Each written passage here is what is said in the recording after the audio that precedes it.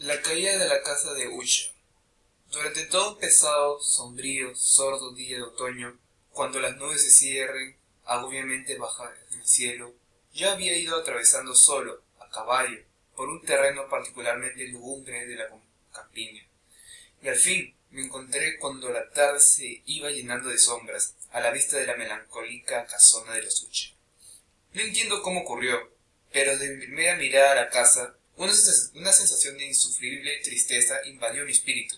Digo insufrible porque aquella sensación no era mitigada por ninguno de esos sentimientos semiagradables, por los poéticos con el espíritu recibe hasta la más severa imágenes naturales de lo desolado terrible.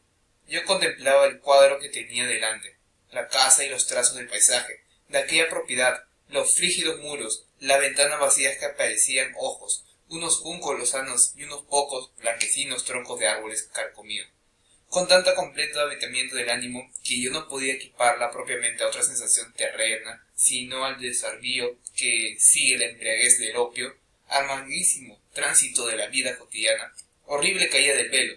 Era un viento helado, una depresión, una angustia del corazón, una irremediable tristeza del pensamiento, que ningún estímulo de la imaginación podría convertir en el más mínimo grado de entusiasmo por lo sublime. ¿Qué era aquello? Me detuve a reflexionarlo. ¿Qué era lo que así me deprimía en la contemplación de la casa de los Usher? Era un misterio sin solución. Ni siquiera podía yo bregar con las imaginaciones sombrías que tumultuaban en mí durante aquellas cavilaciones. Me sentía obligado a recaer en la insatisfactoria conclusión de que fuera de duda, puesto que se dan combinaciones de sencillísimos ojos naturales que tienen el poder de afectarnos de tal modo, el análisis de ese poder reside en consideraciones que están fuera de nuestros alcances.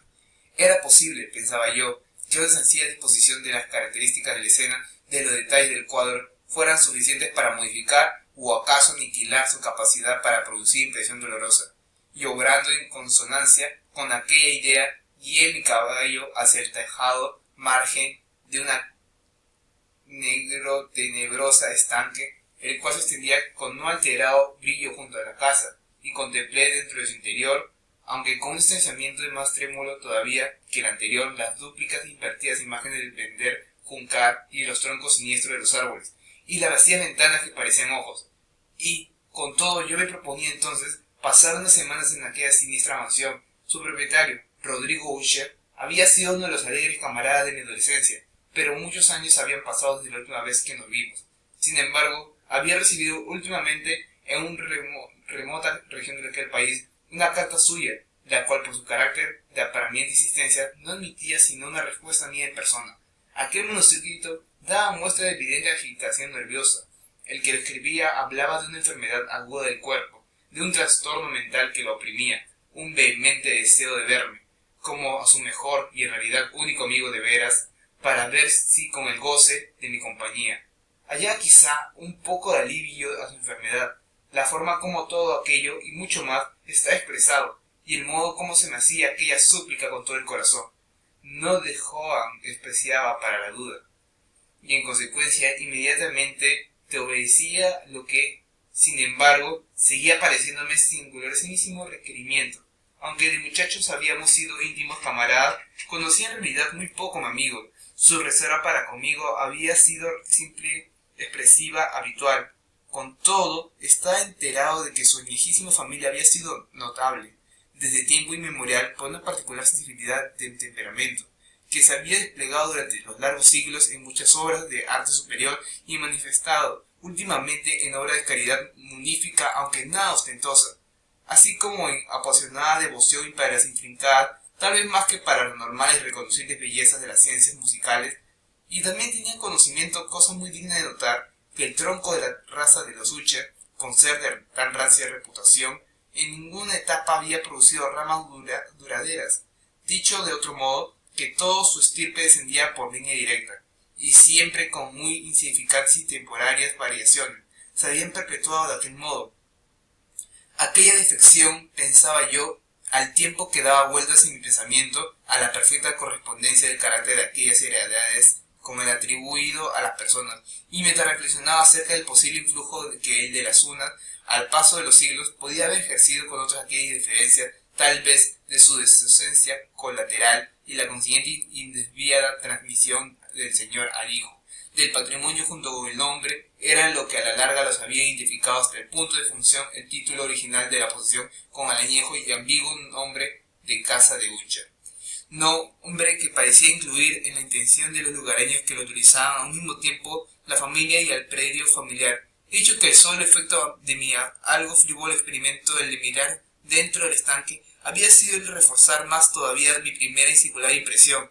No había menor duda en que la conciencia del rápido incremento de mi suspensión, ¿por qué negarme a llamarla así?, servía principalmente para acentuarla más. Esa es, me he convenido hace mucho tiempo de aquello, la paradójica ley de todos los sentimientos que tienen por base el terror, y podía haber sido por esta razón únicamente por lo que cuando volví a levantar mis ojos hacia la mansión misma, dejando de mirar su reflejo en el estanque, se originó en mi espíritu una rara fantasía, una imaginación tan ridícula, en efecto, que solo hago mención de ella para mostrar la viva fuerza de las sensaciones que me oprimían.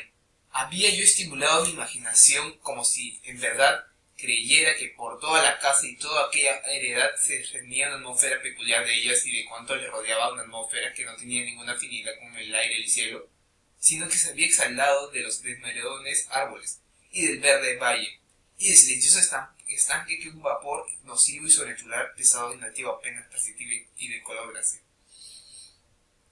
Mientras percibía aquellas cosas, cabalgaba yo por un corto sendero que conducía a la casa. Un mozo que estaba a mi espera se encargó de mi corcel y entregó bajo la bóveda gótica del vestíbulo un silbete de pasos furtivos. Me condujo en el silencio desde allí, por varios oscuros e intricados pasadizos, hacia el estudio de su amo. Mucho de lo que hallé en el camino contribuyó, no comprendo de qué modo, a magnificar aún los vagos sentimientos que he hablado ya. Aún los objetos que me rodeaban, las entalludas del techo, las sombrías tapices de las paredes, la negrura del ébano de los pisos y los fantasmagóricos trofeos heráldicos que resonaban con mis pasadas, no eran sino objetos como las que yo me había habituado desde mi infancia. A pesar de que yo no dudaba en reconocer lo familiar que me era todo aquello, sin embargo me maravillaba al descubrir cuán poco familiares eran las impresiones imaginativas en aquellas imágenes comunes que estaban habitando en mí. En una de las escaleras por donde ascendimos, hallé el médico de la familia. Su fisonomía, a lo que me pareció, mostraba una expresión mezclada de barata adulación y perplejidad. Pasó por mi lado con azoramiento y continuó su camino. Entonces el vidente abrió una puerta y me introdujo ante la presencia de su señor. La habitación donde me hallé era una vasta y alta. Las ventanas eran alargadas, estrechas y terminaban en punta, y a tan elevada distancia del negro piso de roble que desde dentro eran absolutamente inalcanzables. Débiles destellos de luz encarnicinada se introducían entre los enrejos cristales, y gracias a ellos hacían lo suficiente distinguibles los objetos más prominentes de alrededor. Con todo, aunque se forzara la mirada, no era posible alcanzar los más lejanos rincones de la habitación o las sinuosidades de abovedado y calzado techo. Negros colgajos pendían sobre las paredes. El mobiliario general era abundante, incómodo, anticuado y desvencijado. Algunos libros e instrumentos musicales yacían dispersos por ahí, pero no alcanzaban a conferir vida alguna al conjunto. Tuve la sensación de estar respirando una atmósfera de tristeza, un aspecto de austera, profunda, irremediable melancolía se abstenía y se apoderaba de todo. Al entrar yo, Ucher se levantó del sofá donde había estado recostado completamente y me saludó con entusiasta vehemencia que tenía mucho según la primera impresión que tuve de cordialidad excesiva, de cortés esfuerzo de hombre del mundo aburrido. A pesar de esto, una ojeada de su continente me convenció su perfecta sinceridad.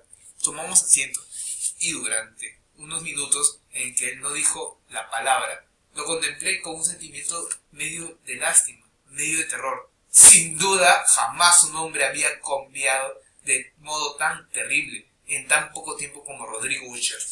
Con dificultad pude admitir la identidad de aquel ser maciliento que tenía ante mí, con el camarada en temprana edad, y eso que el carácter de su faz había sido siempre extraordinario.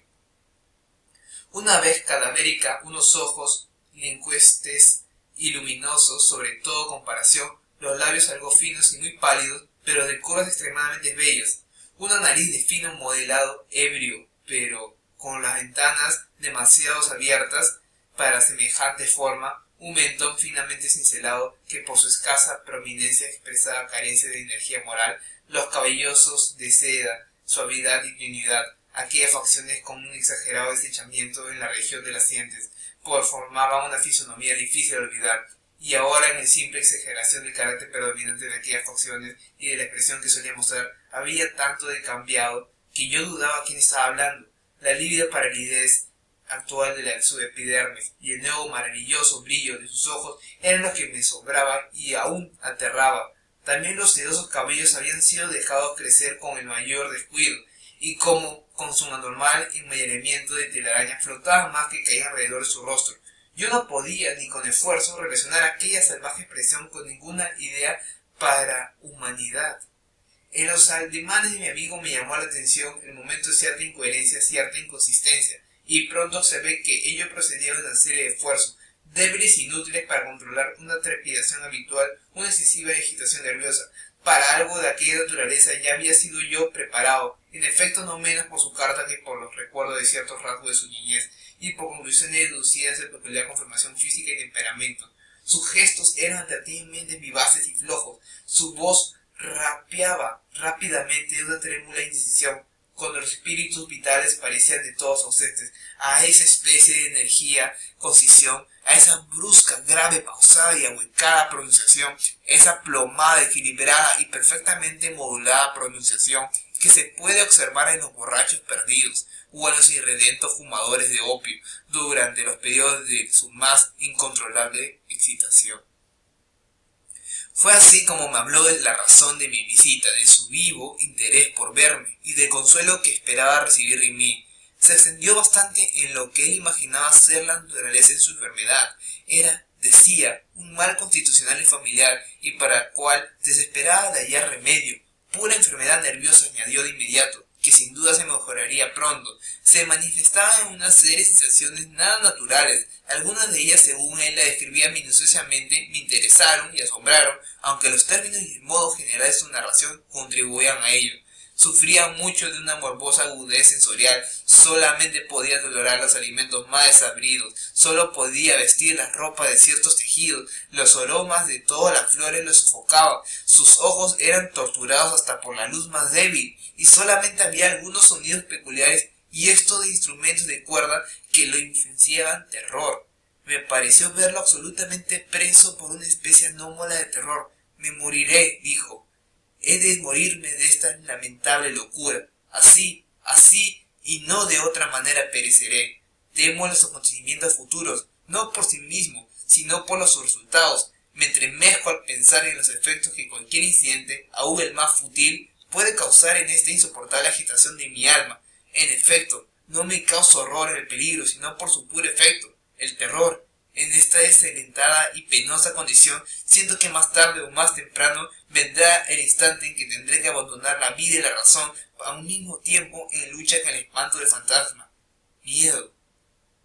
Puedo notar, además, a intervalos y por indicaciones fragmentarias y equivocadas, otro singular carácter de su estado mental, claro.